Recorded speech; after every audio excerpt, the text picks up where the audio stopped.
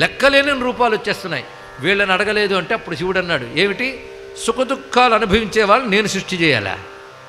నేను ఎవ్వడికి దుఃఖం ఇవ్వనయ్యా. సుఖము దుఃఖము లేని ఆనందం ఇస్తాను, అది నా లక్షణం. అది సుఖదుఖాలు ఇచ్చే జీవుల్ని నేను సృష్టి చేయలేను, నేను నన్నే సృష్టి చేసుకుంటాను. కనుక దుఃఖాన్ని ఇచ్చేవాడిని కాదు, నేను దుఃఖాన్ని పోగొట్టేవాడిని. సుఖాలు దుఃఖాలు ఈ శరీరంతో ప్రపంచంలో పదార్థాలతో అందరూ అనుభవిస్తున్నాం, అవునా లేదా? సుఖదుఖాలు రెండూ అనుభవిస్తూ ఉంటాం.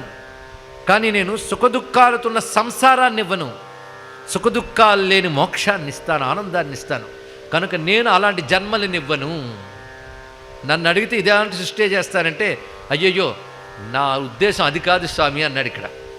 అయితే సరే, ఆ సృష్టి చెయ్యగలిగే శక్తి ఇప్పుడు నీకు ఇస్తున్నాను,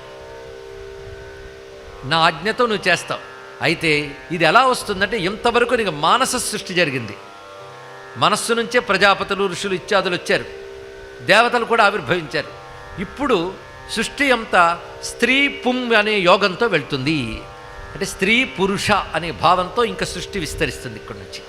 అది స్త్రీ పురుష భావం మానవుల్లో స్త్రీ పురుషులనే కాదు, ప్రతి అణువులో స్త్రీ పురుష భావం ఉంటుందండి. ఇది సైన్స్, ఇది బాగా గుర్తుపెట్టుకోండి. ప్రతి అణువులో స్త్రీ పురుష భావం ఉంటుంది ఇక్కడ.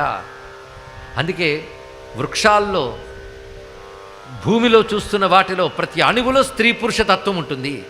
ఒక్క పురుషతత్వము కానీ ఒక్క స్త్రీతత్వం కానీ వేరువేరుగా ఉండవు. ఇక్కడ ఇంతమంది స్త్రీలు పురుషులు కనబడుతూ ఉంటే వేరుగా ఉండవని ఎలా చెప్తారని మీరు అడగచ్చు.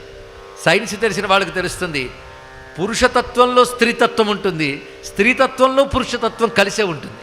అయితే పురుషతత్వం అంతర్లీనమై స్త్రీతత్వం బయటకు వస్తే స్త్రీ అంటాం, స్త్రీతత్వం అంతర్లీనమై పురుషతత్వం బయటకు వస్తే పురుషుడు అంటాం. కానీ ప్రతిదానిలో స్త్రీ పురుషులు ఇద్దరు ఉంటారు. కనుక విశ్వమంతా కూడా స్త్రీ పురుష రూపంతో కలిసి ఉంటుంది. కనుక ఆ స్త్రీ ఎవరు? అమ్మవారు. ఆ పురుషుడు ఎవరు? శివుడు. కనుక విశ్వమంతా శివశక్త్యాత్మకమే, ఇది తెలుసుకోవాలి ఇక్కడ. దీన్నే యజుర్వేదాంతర్గతమైన ఒక ఉపనిషత్తు చెప్తోంది. రుద్రో ఉమానారీ, రుద్రో నరః ఉమానారీ తస్మై తస్యై నమో నమః. ఇది వేదమంత్రం ఇక్కడ. ఈ విధంగా సృష్టిలో ఉన్న ప్రతిదీ, మీకు పుష్పాలలో, పళ్ళలో, ప్రతిదానిలో స్త్రీ పురుషతత్వం ఉంటుందండి ఇక్కడ. ఇది అర్థం చేసుకునే ఒక పాశ్చాత్య విజ్ఞాన శాస్త్రవేత్త అంటాడు, అసలు అర్ధనారీశ్వర అనే కాన్సెప్టే సైంటిఫిక్ అండి, ఎంత సైంటిఫిక్ కాన్సెప్ట్ ఉన్న హిందూ మతం ఎంత గొప్పదో అన్నాడండి.